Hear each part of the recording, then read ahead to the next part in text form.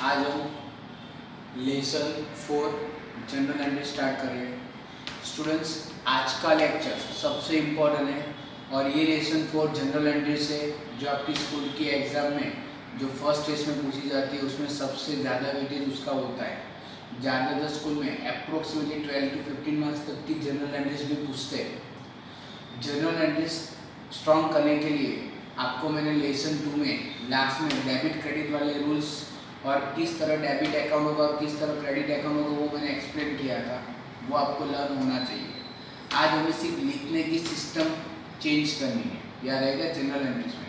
तो first of all ध्यान से देखो, English medium subjects account lesson 4 general entries video number 1। Video number 1 है जिसमें हमारा लेसन 4 है general. Students, what is general?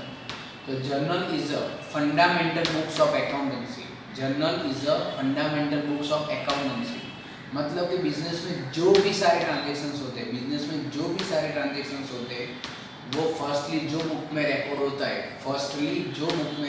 है, that is called journal.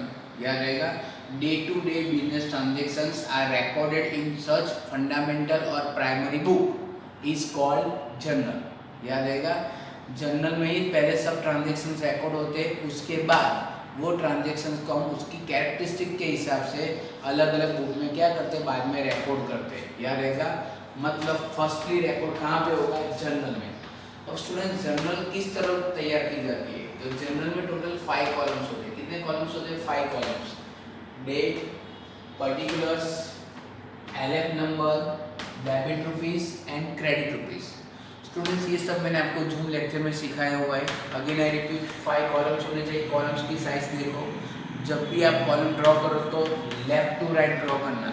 Left to right मतलब पहले क्रेडिट का कॉलम, फिर डेबिट का कॉलम, उसके बाद एलएफ का कॉलम, फिर पर्टिकुलर का थोड़ा बड़ा आना चाहिए और लास्ट में डेट का कॉलम। याद रहेगा, journal entries of so and so party का नाम, इस तरह का फॉर्मेट स्ट्रक्चर होना चाहिए। अगेन आई रिपीट कि 5 कॉलम्स की जनरल एंट्रीज का रहेगा जिसमें सीक्वेंस कंपलसरी मेंटेन होनी चाहिए। सीक्वेंस, फर्स्ट कॉलम डेट का आना चाहिए, सेकंड कॉलम पर्टिकुलर का आना चाहिए, थर्ड कॉलम एलएफ नंबर का आना चाहिए, fourth debit rupees and fifth credit rupees. Lesson 2 में हमने जो rules of debit credit and which transactions are debited and credited वो हमने पढ़ा था, वही यहाँ पे हम रिपीट कर रहे हैं, लेकिन लिखने की सिस्टम थोड़ी चेंज हो रही है। आज मैं एक सम लेने वाला हूँ, वो particular sums capital and drawings related transaction है। जरा ध्यान से देखना, और फिर भी अगर कुछ लोगों को पता नहीं है तो मैंने यहाँ पे कुछ क्लूज भी लिखे हैं, इवन मैंने अपने मटेरियल में दिया है। याद रखना, आज मैं जो सम्स लेने वाला हूँ वो कैपिटल एंड ड्राइंग्स ट्रांजेक्शन के है। तो कैपिटल एंड ड्राइंग्स ट्रांजेक्शन हो तो उसमें किस तरह करना है, तो पहले यहाँ पे मैंने 4 पॉइंट्स लिखे, वो आप एक बार रिवाइज करना और पॉसिबल हो तो उतनी बार लर्न करना है। ये जितना क्लियर होगा उतना आज का सम आपका बहुत इजी रहेगा। सम स्टार्ट करूँ उससे पहले मैं आपको कुछ पॉइंट एक्सप्लेन करना चाहता हूँ कैपिटल ट्रांजेक्शन्स के। कैपिटल ट्रांजेक्शन में जब भी आप ट्रांजेक्शन पढ़ो तो व्हेन बिजनेस स्टार्टेड, देखो मैंने अंडरलाइन किया है, बिजनेस स्टार्टेड या कमेंस या personal things brought in the business, ऐसा कोई भी वर्ड लिखा हो। Again I repeat, when business started या कमेंट्स या personal things brought in the business, ऐसा वर्ड लिखा हो तो ऑलवेज कौन सा अकाउंट आता है, कैपिटल अकाउंट। और कैपिटल अकाउंट ऑलवेज क्या होता है, क्रेडिट होता है।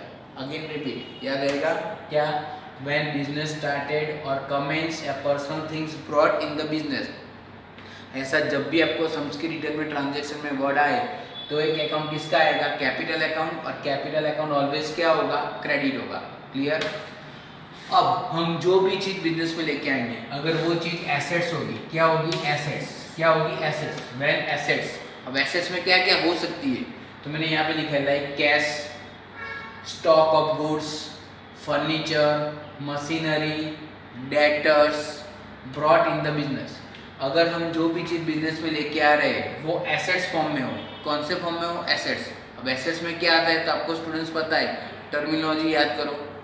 मैंने यहाँ पे एग्जांपल के तौर पे कुछ लिखा है, देखो cash, stock of goods, furniture, machinery, debtors, ऐसा कुछ भी लेके आए तो जो भी एसेट्स होगी वो एसेट्स क्या होगी, डेबिट। इसलिए मैंने यहाँ पे लिखा है all assets account debited. Clear. जो भी एसेट्स लाएंगे तो एसेट्स का rules debit what comes in, याद है ना, इसलिए ऑल एसेट्स अकाउंट क्या होगा, डेबिट। अगर बिजनेस स्टार्ट करने के टाइम व्हेन लायबिलिटीज, क्या लिखा हुआ है जरा ध्यान से देखो, liabilities like creditors loan brought in the business. अगर ट्रांजेक्शन में कहीं पे लायबिलिटीज लाइक क्रेडिटर्स या लोन ऐसा भी हम बिजनेस में लेके आ रहे हैं, तो जो भी लायबिलिटीज होगी वो ऑलवेज क्या होगी, credit. All liabilities account always credited. Clear. अब उसके बाद अगर ट्रांजेक्शन में कहीं पे वर्ड आए इनकम टैक्स रिफंड, याद रखना मैं ये सब क्लू बता रहा हूँ, इनकम टैक्स रिफंड ऐसा वर्ड आए तो कैपिटल अकाउंट ऑलवेज क्रेडिट करना है। जब भी आपको ट्रांजेक्शन में कहीं पे इनकम टैक्स रिफंड ऐसा वर्ड दिखे तो आपको ऑलवेज कैपिटल अकाउंट क्या करना है, क्रेडिट करना है। क्लियर। अब इनकम टैक्स रिफंड आपको कौन देगा, तो गवर्नमेंट देगी, क्योंकि आपने जब भी इनकम टैक्स रिटर्न फाइल किया होगा तो शायद आपकी कैलकुलेशन में कुछ मिस्टेक होगी और आपने जो पे करना था उससे ज़्यादा पे कर दिया, तो गवर्नमेंट वो रिफंड आपको करेगी, पैसे एक्सेस मनी आपको वापस करेगी। तो गवर्नमेंट कभी भी आपको पैसे कैश से वापस नहीं करती, वो आपके घर पे चेक ही भिजवाएगी। क्या भिजवाएगी, चेक। तो याद रखना refund is always received by cheque, refund is always received by cheque. तो चेक हमारे पास आएगा तो bank account always debit, bank account always debit. तो याद रहेगा स्टूडेंट, जब भी इनकम टैक्स रिफंड ऑर्डर आए तो कैपिटल अकाउंट क्रेडिट करना है, और रिफंड का चेक ऑलवेज कैसे आएगा, चेक से आएगा, तो इसलिए बैंक अकाउंट क्या करना है, डेबिट। क्लियर। तो कैपिटल के ये दो ट्रांजेक्शन याद रखने हैं स्टूडेंट्स। ये दो ट्रांजेक्शन ज़्यादातर एग्जाम में स्टार्टिंग में पूछे जाते हैं। आप जितने भी पेपर देखोगे ये दो ट्रांजेक्शन्स ऑलवेज होंगे 110%। क्लियर। अब कैपिटल के मैंने दो ट्रांजेक्शन सिखाए, अब मैं बता रहा हूँ ड्राइंग्स। तो ड्राइंग्स में देखो, drawings transactions when withdrawn for personal use लिखा हुआ है। स्टूडेंट्स याद रखो, अगर बिजनेस का ओनर बिजनेस में से पर्सनल यूज के लिए, बिजनेस में से पर्सनल यूज के लिए कोई भी चीज़ विड्रॉ करे, कुछ भी चीज़ विड्रॉ करे, तो ड्राइंग्स अकाउंट ऑलवेज क्या होगा, डेबिट। एज पर अवर टर्मिनोलॉजी ड्राइंग्स अकाउंट ऑलवेज क्या होगा, डेबिट। अब वो क्या विड्रॉ करे, दैट इज इम्पोर्टेंट। अगर वो बिजनेस में से कैश विड्रॉ कर रहा है, अगर वो बिजनेस में से कैश विड्रॉ कर रहा है तो cash account always debit, my mistake, cash account always credit. Yes, cash withdraw करेगा तो बिजनेस में से कैश जाएगी, तो कैश अकाउंट ऑलवेज क्या होगा, क्रेडिट। अगर उसने कोई पर्सनल यूज के लिए बिजनेस में से कोई पैसा पे किया है, बिजनेस में से कोई पैसा पे किया है, अगेन कैश अकाउंट क्या होगा, क्रेडिट। याद रखना स्टूडेंट्स, पर्सनल यूज के लिए हम बिजनेस में से कैश विड्रॉ करें या कोई पर्सनल इंटेंशन के लिए बिजनेस में से कैश पे करें, तो कैश अकाउंट ऑलवेज क्या होगा, क्रेडिट होगा। क्लियर है भाई। अगर बिजनेस में से मैं गुड्स विड्रॉ कर रहा हूँ, अगर मैं बिजनेस में से क्या कर रहा हूँ, गुड्स विड्रॉ कर रहा हूँ, तो परचेज अकाउंट ऑलवेज क्रेडिट। मैंने आपको टर्मिनोलॉजी के टाइम भी सिखाया था कि बिजनेस में सेल्स के अलावा कोई भी पर्पज से बिजनेस में से गुड्स जाता है, कोई भी पर्पज से बिजनेस में से गुड्स जाता है, तो न्यू रूल्स के हिसाब से परचेज अकाउंट ऑलवेज क्रेडिट होना चाहिए। क्या होना चाहिए, परचेज अकाउंट। क्लियर है बात। तो दोबारा रिपीट कर रहा हूँ, ड्राइंग्स ट्रांजेक्शन, अगर बिजनेस का ओनर पर्सनल यूज के लिए कुछ भी चीज़ विड्रॉ करे तो बिजनेस में से, तो ड्राइंग्स अकाउंट ऑलवेज डेबिट होगा। अगर वो कैश विड्रॉ कर रहा है तो कैश अकाउंट क्रेडिट। अगर वो कैश पर्सनल इंटेंशन के साथ किसी को पे कर रहा है तो अगेन कैश अकाउंट क्रेडिट।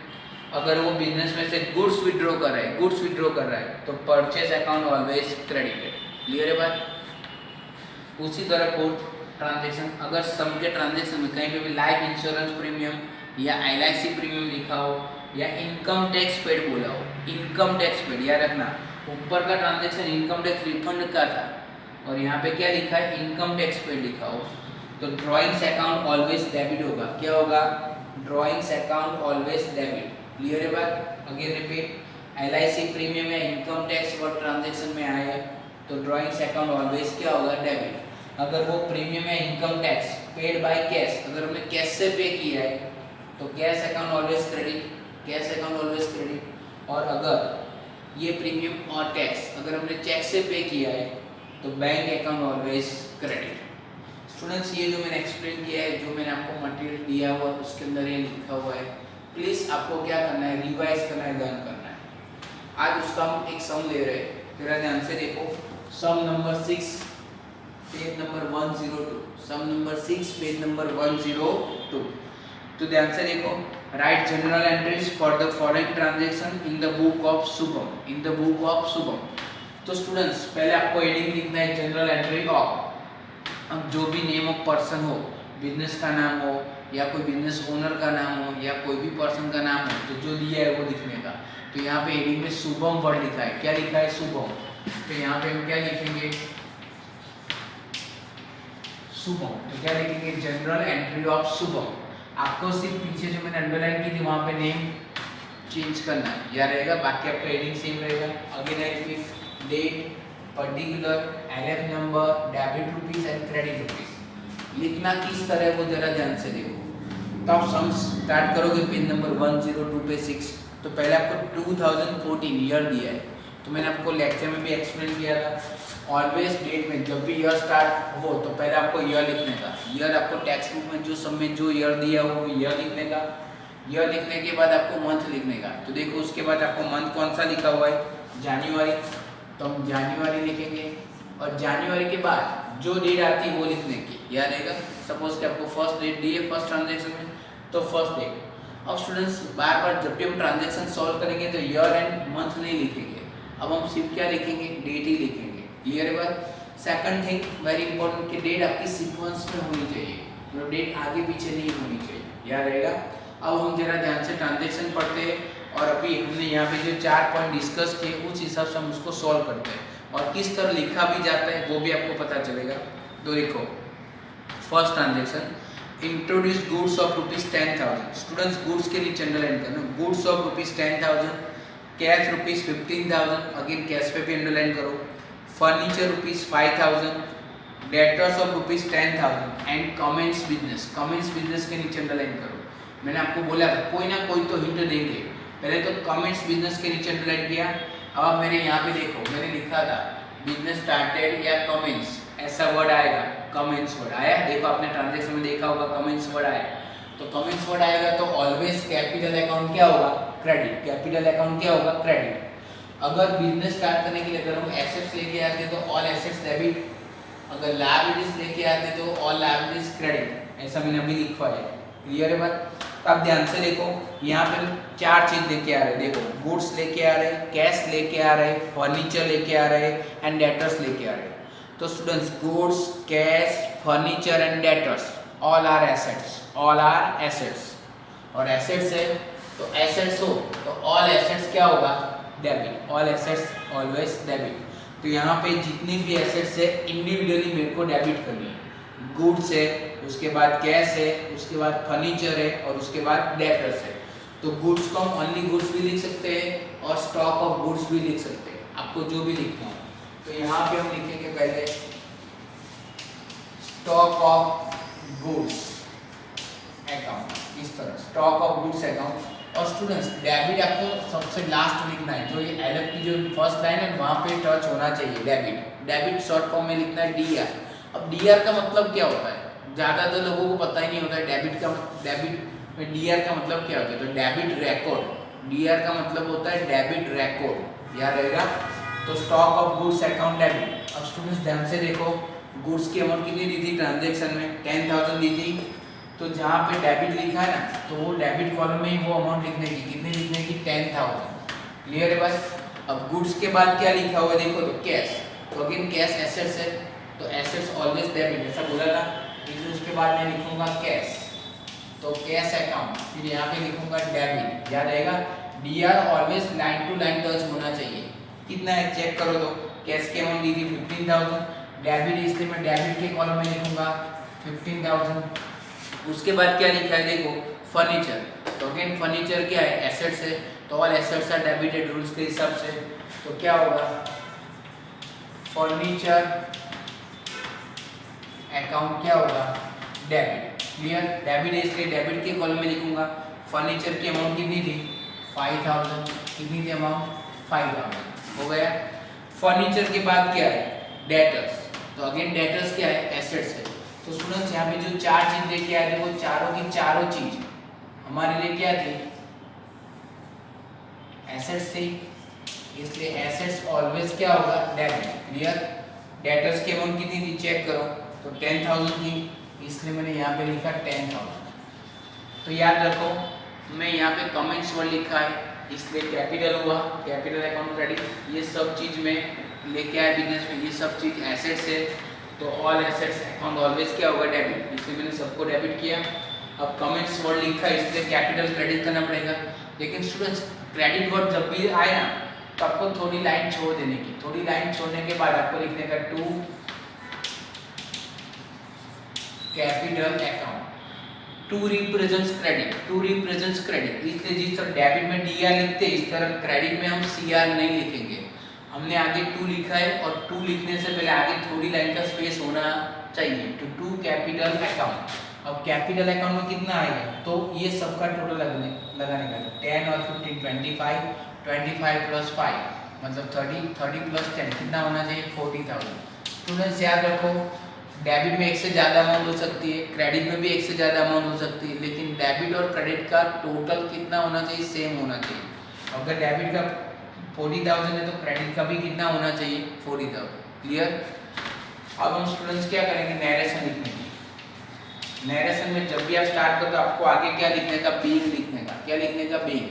अब उसके बाद ट्रांजैक्शन की शॉर्ट समरी लिखने की। अगर आपको शॉर्ट समरी लिखना नहीं पाता तो आपको जो ट्रांजैक्शन दिए वही का वही कॉपी कर दो, सिर्फ अमाउंट मत लिखो।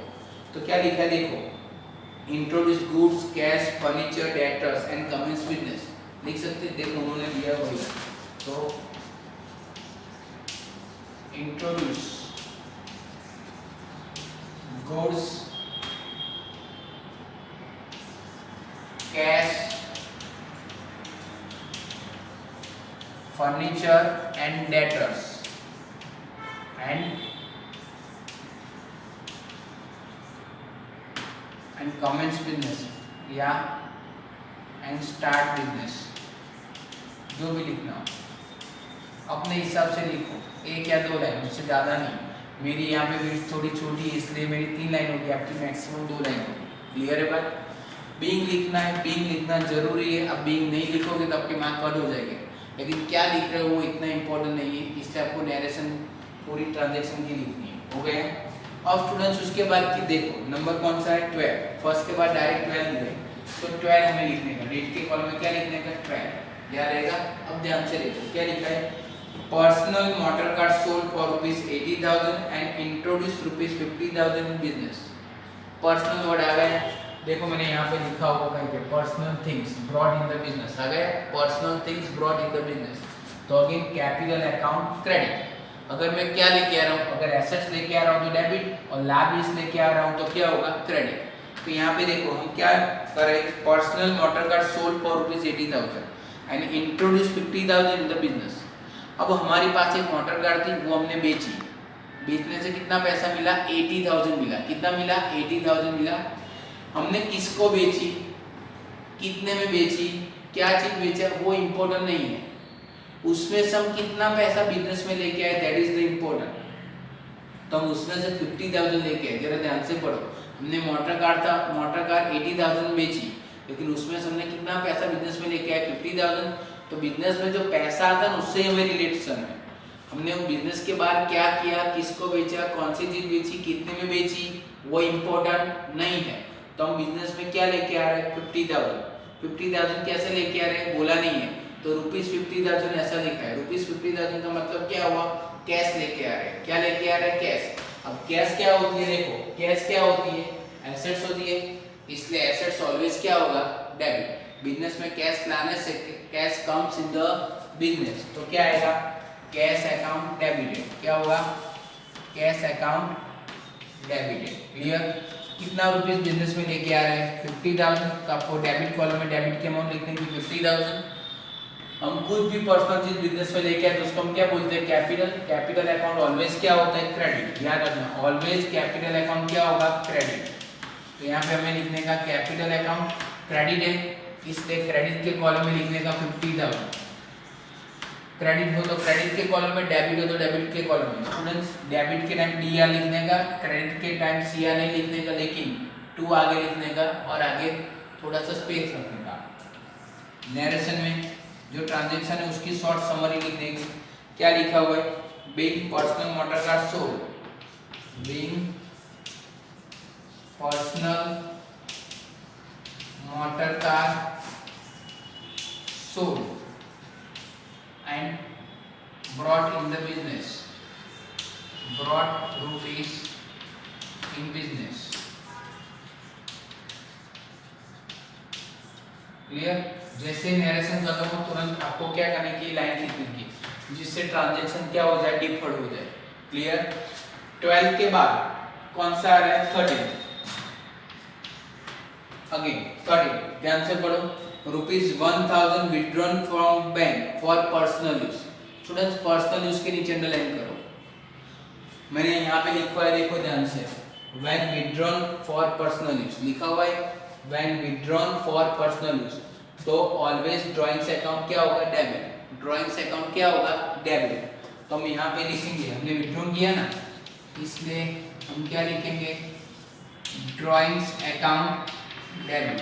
ये थोड़ा डीपर है इसलिए मैंने यहाँ पे स्टार्ट कर रहा हूँ. Drawings account debit. कितना हमने विड्रॉ किया? 1000. तो हम यहाँ पे लिखेंगे 1000. अब स्टूडेंट ध्यान से ट्रांजैक्शन पढ़ो. हमने कहाँ से विड्रॉ किया? From bank. फ्रॉम बैंक के नीचे अंडरलाइन करो. मतलब अगर मैं पर्सनल यूज के लिए बिजनेस के बैंक अकाउंट में से पैसा विड्रॉ कर रहा हूँ, तो बिजनेस के बैंक अकाउंट में से पैसा जाएगा. बिजनेस के बैंक अकाउंट में से पैसा जाएगा तो क्रेडिट वॉज गोज आउट. कहाँ से जाएगा? बैंक में से जाएगा. यस. तो हम बैंक अकाउंट क्या करेंगे? क्रेडिट करेंगे. क्या लिखना है? To bank account credit. Credit इसलिए क्रेडिट के कॉल में लिखने की अमाउंट कितनी लिखने की? 1000. क्लियर? पर्सनल यूज के लिए विड्रॉ किया है तो ड्राइंग्स अकाउंट डेबिट. ये पैसा मैंने कहाँ से विड्रॉ किया? अगर बिजनेस में से किया तो मैं कैश लिखता, लेकिन ये पैसा मैंने कहाँ से विड्रॉ किया? बैंक में से किया, इसलिए बैंक में से पैसे जा रहे हैं, इसलिए बैंक अकाउंट क्रेडिट. तो हम नरेशन में क्या लिखेंगे? Being cash withdrawn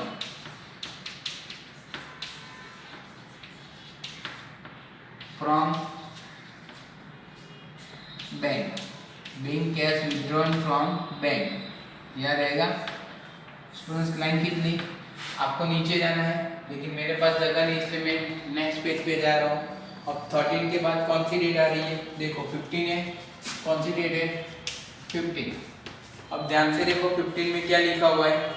income tax refund. Students underline करो. इनकम टैक्स रिफंड के नीचे अंडरलाइन करो. देखो वर्ड आया, income tax refund of ₹500 of owner of sole proprietor deposited with bank account of business. Students income tax refund के नीचे underline किया. वापिस देखो मैंने आपको पॉइंट लिखा था सेकंड नंबर का. Income tax refund is given. जब भी ट्रांजैक्शन में income tax refund is given, then capital account always क्या होगा? क्रेडिट. कैपिटल अकाउंट ऑलवेज क्या होगा? क्रेडिट. क्लियर? और रिफंड ऑलवेज चेक से ही आता है. रिफंड ऑलवेज चेक से ही आता है. So bank account debited. याद रहेगा? फिर हमने वो रिफंड का क्या किया? उससे कोई लेना देना नहीं. रिफंड आ रहा है, चेक से आ रहा है, इसलिए बैंक अकाउंट डेबिट. और इनकम टैक्स रिफंड जब भी वर्ड आए तो कैपिटल अकाउंट क्रेडिट. तो सिंपल हमारी जनरल एंट्रीज बन जाती है. क्या लिखने का?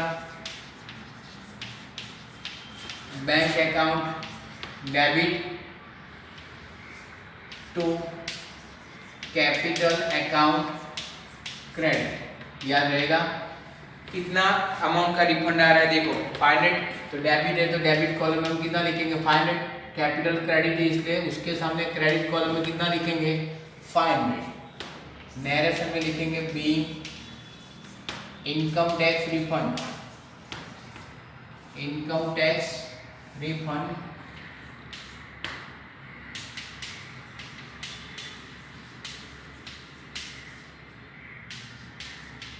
received by check. received by check. बहुत लंबा भी नहीं लिखने का ट्रांजैक्शन नरेशन. जितना पॉसिबल उतना छोटा लिखो. ट्रांजैक्शन की शॉर्ट समरी आनी चाहिए. अब 15 के बाद कौन सी डेट है? 20 डेट है. कौन सी डेट है? 20 डेट है. तो देखो from business goods of ₹1000 and cash ₹400 are withdrawn for personal use. Students ये most important transaction. From business goods of ₹1000 and cash of ₹400 are withdrawn for personal use. तो वापिस स्टूडेंट्स यहाँ पे देखो क्या लिखा है? When withdrawn for personal use, when withdrawn for personal use, personal use के लिए हम कुछ भी विड्रॉ करें तो ड्राइंग्स अकाउंट क्या होगा, डेबिट, ड्राइंग्स अकाउंट डेबिट। अगर हम बिजनेस में से कैश विड्रॉ करें, अगर हम बिजनेस में से कैश विड्रॉ करें तो कैश अकाउंट ऑलवेज क्रेडिट होगा, कैश अकाउंट ऑलवेज क्रेडिट होगा। और अगर हम गुड्स विड्रॉन करें, क्या करें, गुड्स विड्रॉन करें तो परचेस अकाउंट ऑलवेज क्रेडिट होगा। याद रहेगा, कैश विड्रॉ करोगे तो cash account credit, goods withdraw करें तो परचेस अकाउंट क्रेडिट। यहाँ पे हमने दोनों विड्रॉ किया है, ध्यान से पढ़ो। पर्सनल यूज लिखा है, पर्सनल यूज लिखा है, इसलिए हम क्या लिखेंगे, ड्राइंग्स अकाउंट। और ड्राइंग्स अकाउंट ऑलवेज क्या होगा, डेबिट। क्या होगा, ड्राइंग्स अकाउंट ऑलवेज क्या होगा, डेबिट। क्लियर। अमाउंट बाद में लिखते हैं, पहले हमने क्या विड्रॉ किया, तो ट्रांजैक्शन में ध्यान से पढ़ो, गुड्स ऑफ ₹1000, गुड्स ऑफ ₹1000। तो अभी मैंने बोला जब भी आप गुड्स विड्रॉ करो तो परचेस अकाउंट क्रेडिट होता है, तो मैं क्या लिखूंगा, टू परचेस अकाउंट क्रेडिट। हमने गुड्स कितने का विड्रॉ किया, 1000 का, तो परचेस के सामने क्रेडिट है इसलिए हमने क्रेडिट कॉलम में लिखा 1000। क्लियर। और बाद में हमने क्या विड्रॉ किया, कैश विड्रॉ किया, कैश हो तो कैश विड्रॉ करते तो कैश अकाउंट क्रेडिट होगा। अभी मैंने आगे आपको एक्सप्लेन किया था, कैश अकाउंट क्रेडिट कितना है, 400। अब ये दोनों क्रेडिट है तो ये दोनों का टोटल क्या होगा, डेबिट। अगेन आई रिपीट, जितना डेबिट उतना ही क्रेडिट अमाउंट होना चाहिए। डेबिट और क्रेडिट की अमाउंट कैसी होनी चाहिए, सेम होनी चाहिए। डन। अब नरेशन में हम लिखेंगे, being goods and cash withdrawn for personal use, for personal use। Clear. जैसे नरेशन खत्म हो वापस लाइन खींचो, स्टूडेंट्स लिखने की सिस्टम पता चल रही है ना। अब उसके बाद नंबर कौन सा आएगा, 21। क्या आएगा, 21। क्या लिखा है, travelling expenses of daughter ₹1500 paid from business, लिखा हुआ है। अब स्टूडेंट्स ध्यान से समझना लॉजिकली, यहाँ पे मैंने जो हेडिंग लिखा है वो तो लिखा नहीं है, लेकिन travelling expenses of daughter, daughter के नीचे अंडरलाइन करो। कभी बिजनेस की डॉटर होती है, नहीं होती ना, बिजनेस के ओनर की डॉटर्स होती है। यस, तो बिजनेस के ओनर की डॉटर मतलब वो पर्सनल ट्रांजेक्शन हुआ। तो पर्सनल ट्रांजेक्शन ओनर ने किया है बिजनेस में से, दैट इज पर्सनल। पर्सनल मतलब ड्राइंग्स, ड्राइंग्स अकाउंट ऑलवेज क्या होगा, डेबिट होगा। अब हमने बिजनेस में से क्या किया, डॉटर के ट्रैवलिंग एक्सपेंसेस पे किया। तो देखो मैंने लिखा था, अगर पर्सनल यूज हो तो ड्राइंग्स आएगा, पर्सनल यूज हो तो क्या आएगा, ड्राइंग्स अकाउंट ऑलवेज डेबिट। और उसका पेमेंट हम बिजनेस में से करें, उसका हम पेमेंट बिजनेस में से करें, पेड लिखा हुआ है, तो क्या होगा, cash account credit, cash account credit. याद रहेगा। तो उस हिसाब से उसकी जनरल एंट्रीज क्या बनेगी, drawings account debit, drawings account debit to cash account credit, to cash account credit. कितनी अमाउंट हमने पे की चेक करो तो 1500, तो 1500 ओके। नरेशन में लिखेंगे, being cash paid for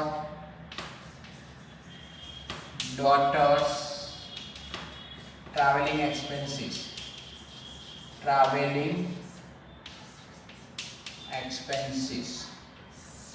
clear. अब 21 के बाद क्या लिखा है, 28। स्टूडेंट्स ये थोड़ा मोस्ट टाइम पे ये मैंने लिखवाया नहीं है, ये कभी कभार ही आता है इसलिए। क्या लिखा है ध्यान से देखना, furniture of ₹2000 purchase from Ganga furniture mart for house, for house के नीचे अंडरलाइन करो। हमने गंगा फर्नीचर मार्ट की शॉप में से 2000 का फर्नीचर परचेज किया, लेकिन किसके लिए किया है, फॉर हाउस मतलब घर के लिए परचेज किया है, ऑफिस के लिए नहीं। अगर घर के लिए पर्सनल हो गए, पर्सनल तो वापिस बोलो, पर्सनल तो क्या आएगा, ड्राइंग्स आएगा। और ड्राइंग्स अकाउंट ऑलवेज क्या होगा, डेबिट, ड्राइंग्स अकाउंट ऑलवेज क्या होगा, डेबिट। तो क्या लिखेंगे, ड्राइंग्स अकाउंट डेबिट। हमने फर्नीचर परचेज किया ना, हाउस के लिए किया, इसलिए कितना है 2000। स्टूडेंट जो भी संबंध मैंने मोस्ट टाइम पे यहाँ पे लिखा है क्रेडिट के लिए, हमने गुड्स तो अरे फर्नीचर तो परचेज किया, लेकिन ट्रांजैक्शन जरा ध्यान से पढ़ो, ट्रांजैक्शन जरा ध्यान से पढ़ो, क्योंकि ये लॉजिकली आपको बनाना है।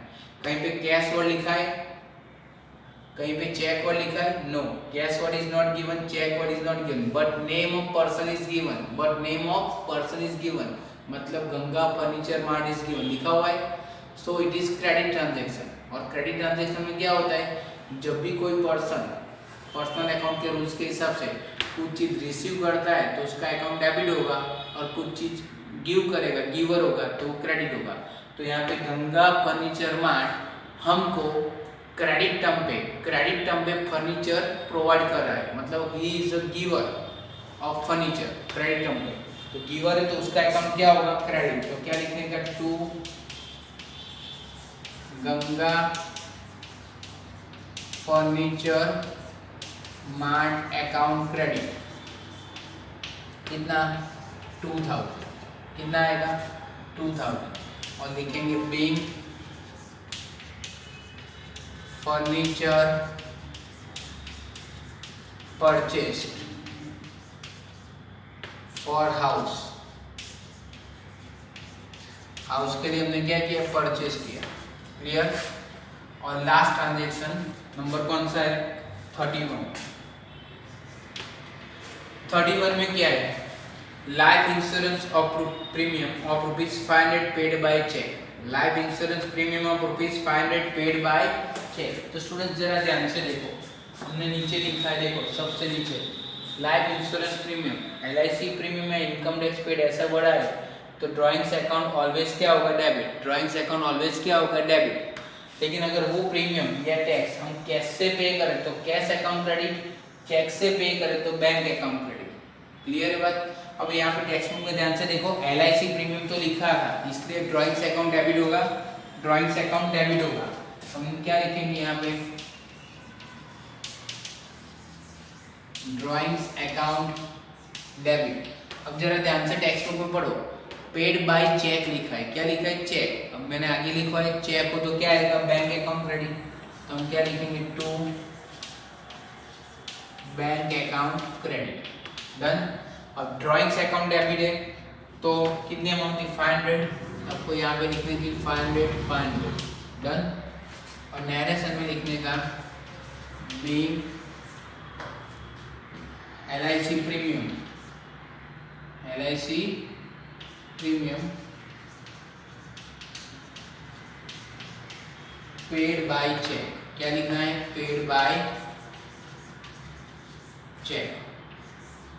जैसे ही ट्रांजैक्शन खत्म हो, लाइन लिखने की स्टूडेंट्स। अब यहाँ पे मेरे सारे ट्रांजैक्शन खत्म हो गए। अब आपको एक काम करना है, क्या, आपको नीचे टोटल लिखने का, क्या लिखने का, टोटल। और टोटल के लिए आपको इस तरह की साइन करनी है, ऊपर एक, फिर थोड़ी जगह एक लाइन छोड़ के इस तरह, फिर 2 लाइन करनी है, क्या करनी है, 2 लाइन।